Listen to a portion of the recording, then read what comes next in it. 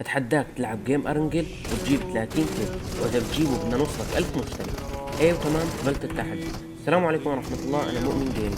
واحد من المتابعين اعطاني هذا التحدي وانا قبلته، مثل ما شايفين دخلت جيم ارنجل وبلشت هذا التحدي. هل حقدر تجيبه يا ترى؟